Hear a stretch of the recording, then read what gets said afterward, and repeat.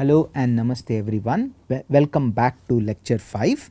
So let's do a quick recap of what we have covered so far. We have looked at two examples of stochastic approximation algorithms, and both of them turned out to be special cases of SGD itself, right? And then we said stochastic approximation can actually go beyond SGD methods, and towards that we said that these examples are quite common in the context of reinforcement learning. In the previous class we gave a very brief introduction to reinforcement learning. In particular, we spoke about what is called as a Markov decision process. We said that an MDP is characterized by 5 things, which include the state space denoted by S, the action space denoted by calligraphic A, the transition probability kernel denoted by P, which specifies the probability of moving from state S to state S prime under action A. Then you have the reward function denoted by R, which tells you the immediate reward that you would get when you take action A at a particular state S. And finally you have the discount factor gamma, which in some sense quantifies the relative value of a unit reward obtained at different time instances, right.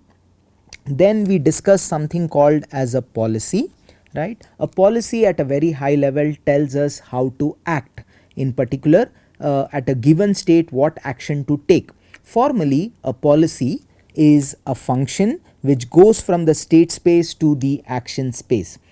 To keep things simple, I am only focusing on policies which are deterministic in nature. However, we could also have more sophisticated policies which on the one hand are stochastic in nature and could also depend on history and so on and so forth, right. Now once we have a policy, we would like to know how good is that policy, right. And one way to quantify how good a policy is by looking at its value function, which is a vector and which we denote by V superscript pi. This is a vector whose size equals the number of states in your state space, and the ith coordinate of this value function is given by the expected value of this cumulative discounted sum of rewards starting from state S. And the key thing to note here is that the action AT is chosen as per the rule specified by your policy pi, that is AT equals pi of ST. Then we discussed this concept of optimal policy. We said that a policy pi star is optimal if V pi star of S is greater than equal to V pi of S for all pi and all S. This means that your optimal policy would give you the highest returns in this cumulative discounted sum sense starting from any state S. So of course one of the key problems of reinforcement learning is in finding such an optimal policy pi star. However, one of the intermediate goals also includes policy evaluation, which means that given a policy pi, what is V pi? Okay, so we will now come up with an algorithm to to estimate V pi, and then we will see that this algorithm cannot be viewed as an SGD, that is a stochastic gradient descent method, right. But before we go over there, let us first understand the challenges in estimating V pi. The main challenge in estimating V pi is that this expectation that you have over here, okay, is dependent on these transition probabilities which are unknown, right. And the goal in some sense is to make use of the experience samples, that is ST, AT, R of ST, AT, ST plus 1 and AT plus 1, right. So which basically means you start at a state, you take an action, you see an immediate reward, and then the environment makes a transition to the next state which is ST plus 1, and then again you take the next action. So this is known as an experience tuple, and you get hold of these experience tuples by interacting with the environment, right. So these are stochastic or noisy in nature, and one would like to make use of these experience samples to estimate V pi, right. So let me again summarize. The challenge in estimating V pi is that the transition probabilities and hence this expectation that is there in V pi's definition is unknown. Instead we have to make use of these experience tuples to get hold of V pi, right. So before we understand how to estimate V pi or go about estimating V pi, let us first look at some key properties that V pi satisfies, right. So why V pi satisfies these properties we won't be discussing in this course. For that I request you to take a look at a course on reinforcement learning, or maybe you can directly look at some textbooks on reinforcement learning, right. So one of the key properties that V pi satisfies is what is called as the Bellman equation. So what is the Bellman equation? Well, for each state S in the state space S, your V pi of S satisfies an equation of the following form, right. So let's look at what is there on the left hand side. On the left hand side you have the Sth coordinate of V pi, and on the right hand side you have an expectation of this random variable, right. In this random variable, the things that are random are the action A and the next state S prime, right. And how is this action A chosen? Well, this action A is chosen according to your policy pi, right, and your S prime comes from your transition function P, right. So this expression over here, that is this expectation, can be expressed in the following way, that is this expectation of RSA. Notice that it does not depend on S prime, hence it is sum over A, pi of A given S, RSA. Now here I have presumed that your policy pi is actually stochastic. However, in the deterministic case, this expression over here would just be R of S comma pi of S, okay. And the second quantity, that is gamma times V pi of S prime, its expectation would be this quantity over here, right. So you can see that this is sum over A comma S prime, pi of A given S, P of S prime comma S given A times V pi of S prime, right. So again in the deterministic case, this expression would equal gamma times sum over S prime P of S prime given S comma pi of S times V pi of S prime, okay.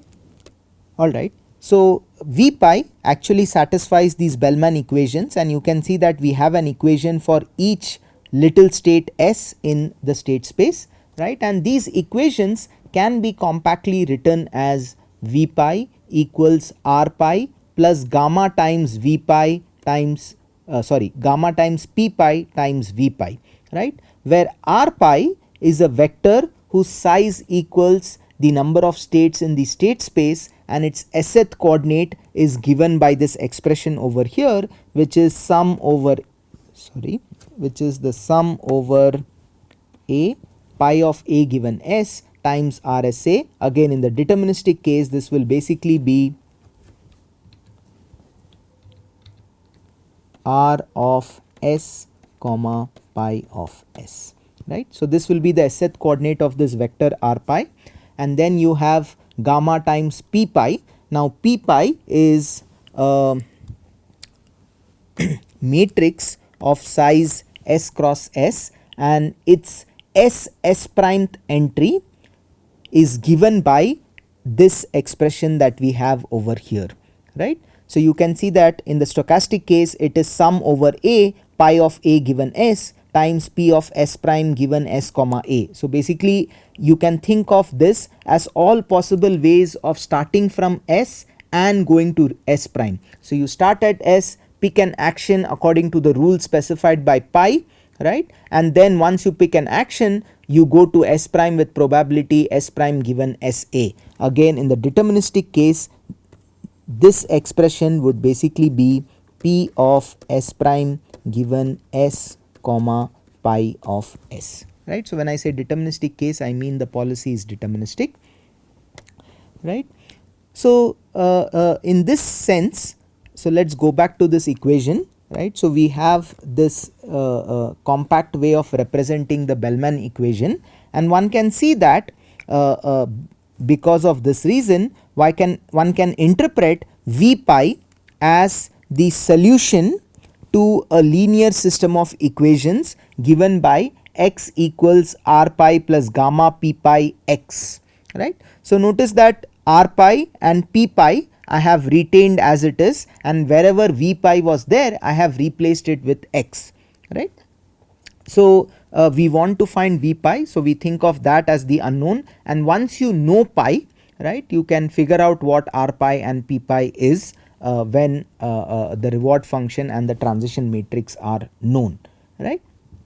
So this system of equations can now be rewritten as I minus gamma p pi times x equals r pi, right.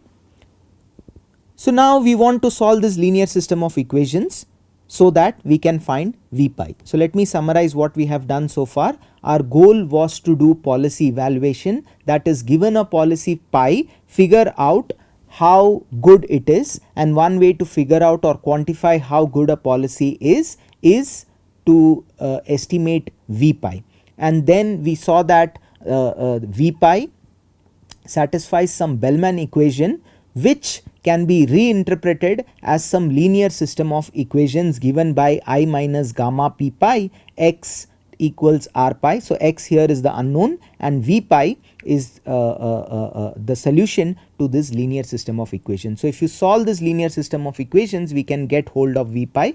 So under standard conditions one can show that this system of equations has a unique solution which is v pi. So I will not go into all those details, so one can show all those things, right.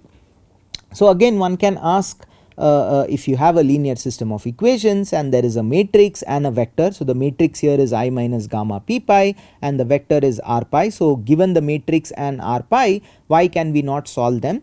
So one of the main challenges in solving such a equation is that often in practice we will not have access to this p pi, right. So without knowing p pi, how can we solve this system of equations? That is the question that we would like to answer, right. And what we will do now is to design an algorithm to estimate v pi using a first principles approach, right. So to understand this, hopefully you will not need much background, right. So what we will do is we will first begin with defining a function f which goes from rs to r, right. So by rs I mean it takes as input a vector x whose size equals the number of states in your state space, and this function spits out or outputs a real number, right. And how do we define this function? Well, this function is defined using the formula that is given over here, which is f of x equals half of norm of v pi minus x square, and for simplicity I will be working with the L2 norm, right. And this expression, I hope it is not difficult to see that it can be expressed using the formula that is given over here, that is half sum over s v pi of s minus x of s the whole square, right. And it is not difficult to see that this function is convex, and under standard conditions one can show that v pi is the unique minimizer of this function. In particular, if you substitute x equals v pi, you will get 0, right. And because we have this function, right, one can see that the gradient descent algorithm is an useful approach to solve this problem, right. So let us look at the gradient of this function f. The gradient of this function, I hope it is not difficult to see that it is, sorry, I think there is a minus sign missing, it should be minus of v pi minus x, okay. And this I can rewrite it in the following form, that is minus sum over s v pi of s minus x of s times es, where es is the standard basis vector in the Euclidean space of dimension equal to the cardinality of the state space. So what is the standard basis vector? In particular, what is es? Well, it is the vector whose sth coordinate is 1 and other entries are all 0, right. So you will soon see why I have written the gradient in this expression, right. On one hand it may look complicated, but you will soon see why we have written it in this way, and it is not difficult to see why these two expressions are the same, right. Like in the two state case, what I am saying is that this expression would be v pi of, let us say, S1, the first state, minus x of S1, and in the standard basis vector would be 1 0 plus v pi of S2 minus e of, sorry, minus x of S2 times 0 1, right. So, you can see that because the second entry in this vector is 0 and the first entry in this vector is 0, if you add them up in the two dimensional case, you can it will indeed equal this expression that we have over here, alright. Okay, so you can see that indeed gradient of f for this function that we have defined on the left hand side equals the sum of these terms, right.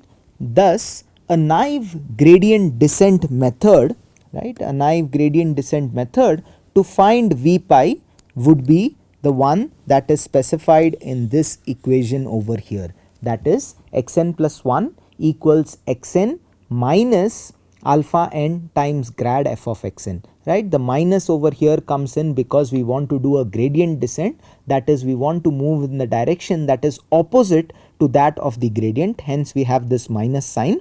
Now if you go back, look at this expression for grad f of x, and if you substitute it over here, I hope you agree that we would end up with this expression, that is xn plus 1 equals xn, xn plus 1 equals xn plus alpha n sum over s v pi of s minus, there is a typo here, this should be xn of s times e of s, right. Okay, and alpha n over here for the time being we will presume is some arbitrary step size sequence, right.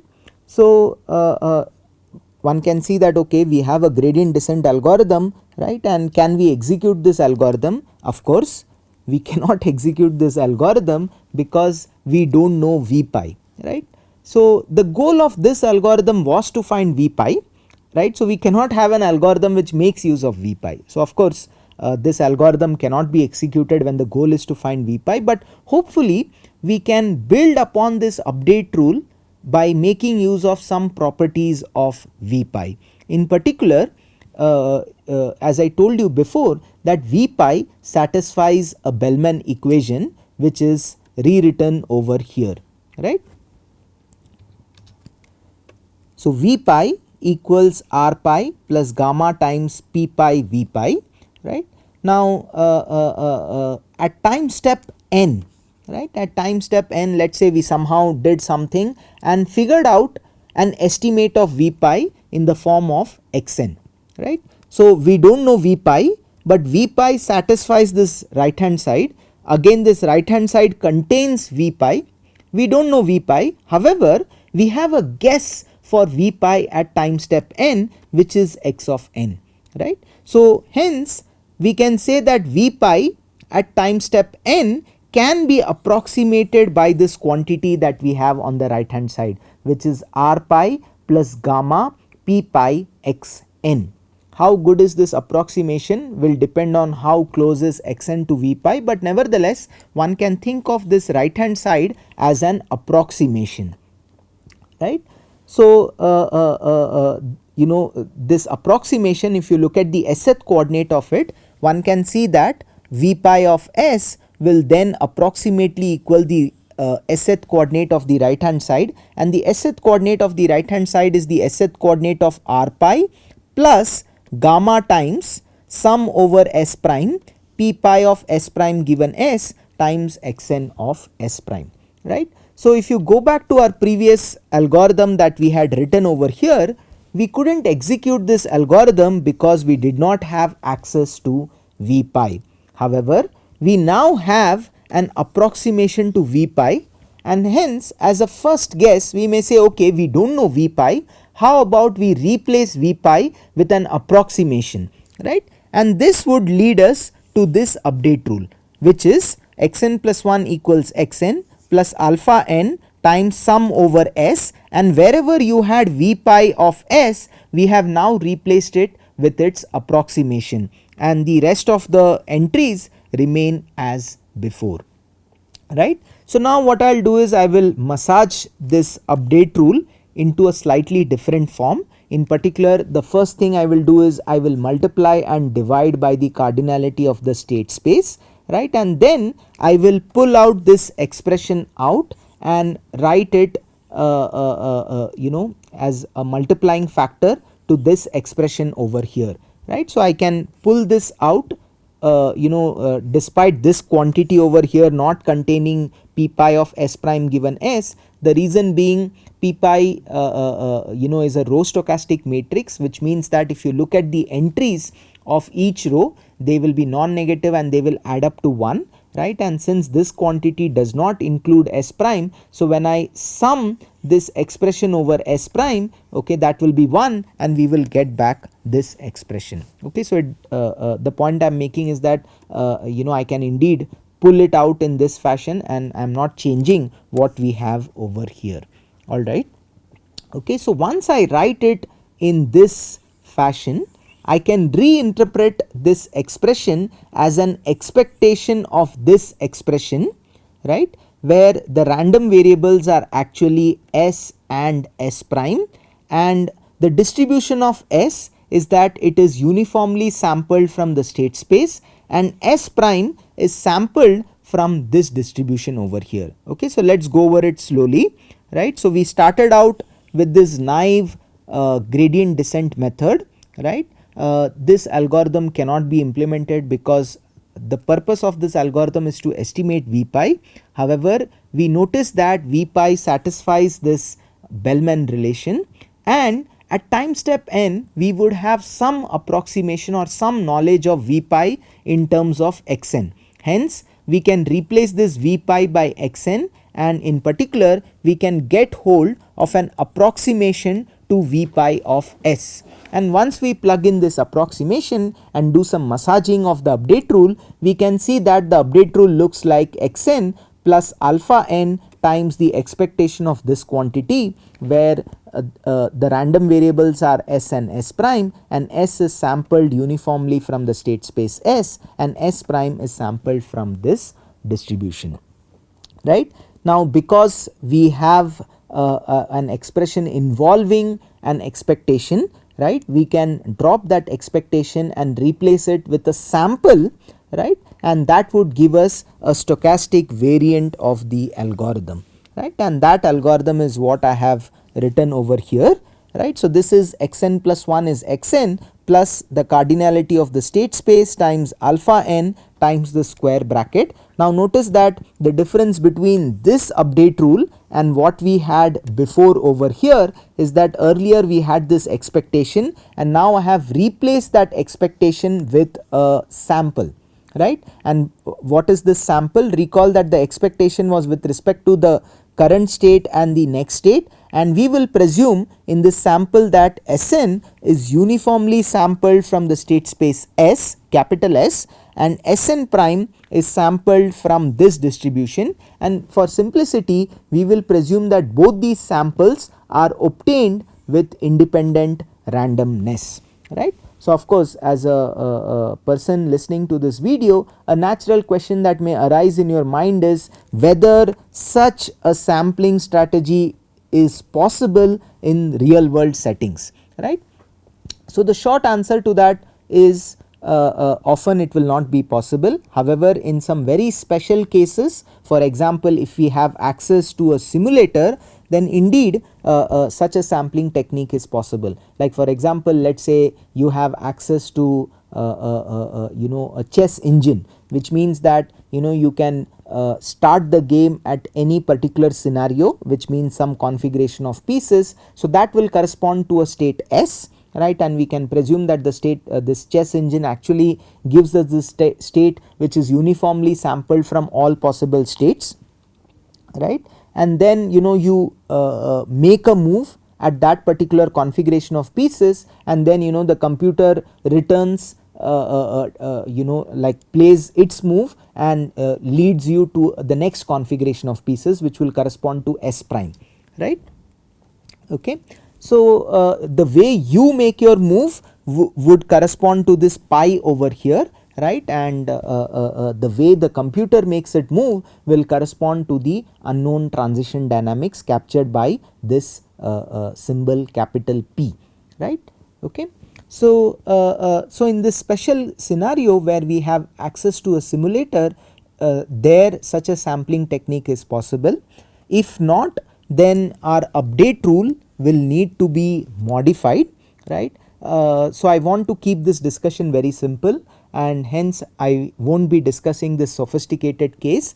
However, if you are interested, you may want to look at something called as stochastic approximation with Markov noise, right. So, as you get more familiar with the contents of this course, you will be able to read on your own, and to handle more sophisticated real world scenarios we will have to design more sophisticated algorithms, and one such algorithm is the one that involves Markov noise. So, we will not discuss this in this course.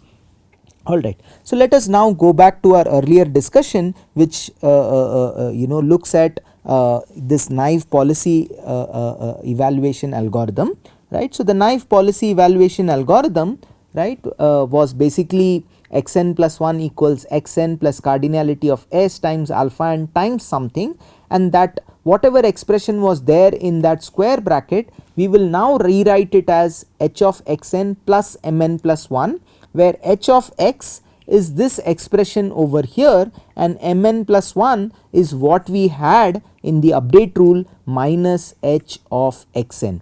Okay. So, let us go back and see what the update rule was, right.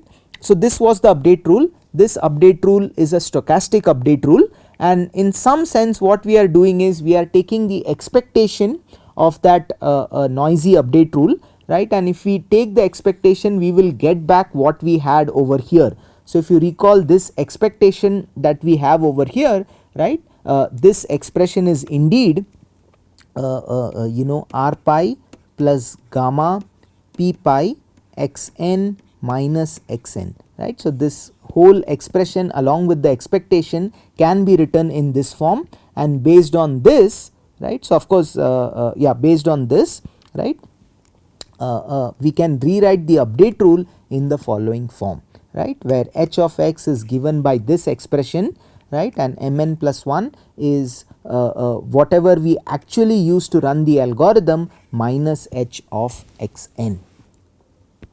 Alright. So, we have come up with some algorithm, right. So, let us just spend a few minutes in appreciating this algorithm, right. So, notice that this algorithm can be implemented.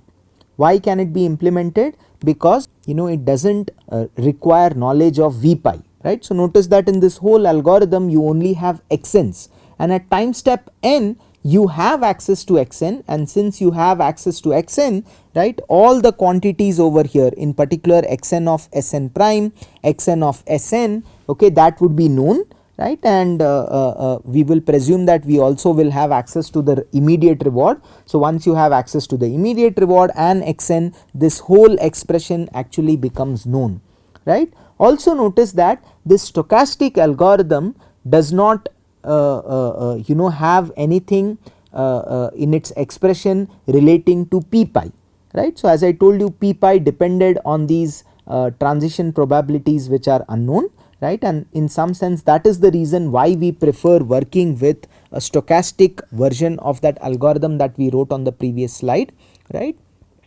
So, in this algorithm neither do we need the knowledge of p pi explicitly or p explicitly nor the knowledge of v pi. Instead we can sample Sn and Sn prime according to the rule that is specified over here, and then come up with this update rule. So, if you can get access to samples like this, then indeed you can run this algorithm without the knowledge of p pi and v pi and p pi. Okay. So, that is what is nice about this algorithm. So now I would like to take a few minutes and explain to you that while this algorithm can be implemented, this algorithm cannot be viewed as an SGD method, right. So let us try and understand why that is the case. So observe that here h of x is of the form b minus ax. So h of x is given over here, right. So this h of x has the form b minus ax, where b is r pi and a is I minus gamma p pi, right. So again one may wonder, oh, you said the update rule doesn't need the knowledge of p pi, but we can see this p pi over here.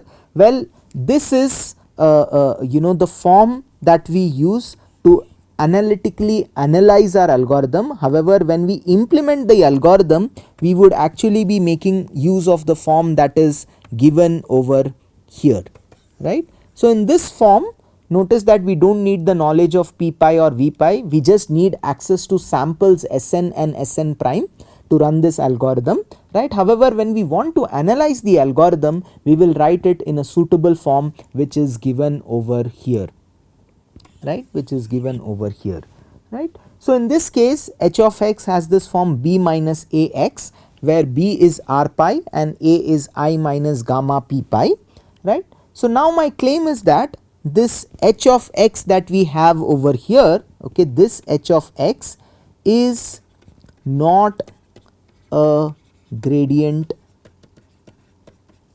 of any function g.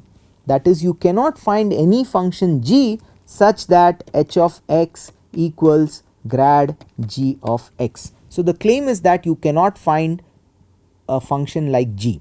So why is that true? It is true because this p pi matrix in general will not be symmetric. Why it will not be symmetric? So recall what is p pi. P pi is the matrix of size cardinality of s times cardinality of s, which means that it has the number of rows equal to the number of states and the number of columns also equal to the number of states, and p pi of s prime given s is basically summation over a pi of a given s times p of s prime given sa, or if the policy is deterministic, this is basically p of s prime given s comma pi of s, right. Now for this matrix to be symmetric, what we would require is that p pi of s prime given s, which is the s prime entry of p pi, this should equal p pi of s given s prime, right. That is, starting from s, the probability of moving to s prime, and starting from s prime and moving to state s, these two probabilities should be the same for any combination s and s prime. Now in general Markov decision processes, such a relation need not be true, right. Moving from some state to other state may be easy or possible, and moving from the other state back to the previous state may or may not even be possible, right. So hence in general your p pi matrix will not be symmetric, and because p pi is not symmetric, your matrix A will also not be symmetric, and because your matrix A is not symmetric, one can easily see from calculus that you have a linear function where the quantity is not symmetric, hence you cannot find a quadratic function whose gradient will be b minus ax, right. However, we will see that the stochastic approximation theory can still be used to analyze such algorithms. In fact, one can use stochastic approximation theory to show that the stochastic approximation algorithm that we had designed will indeed converge to v pi, that is xn will almost surely converge to v pi, right. Now notice that because we use these samples at every state, every time step, right, this will be a stochastic algorithm, but nevertheless under some very simple mild conditions one can show that this xn, which is Now a random variable will indeed converge to v pi. Okay. With this I am at the end of this class. So let me quickly summarize what we have discussed.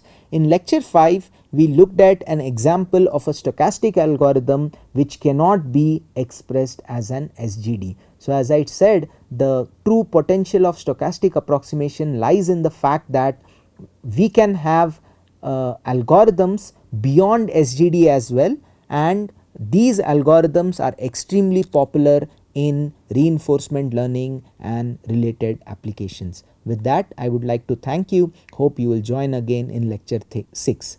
Thank you and namaste.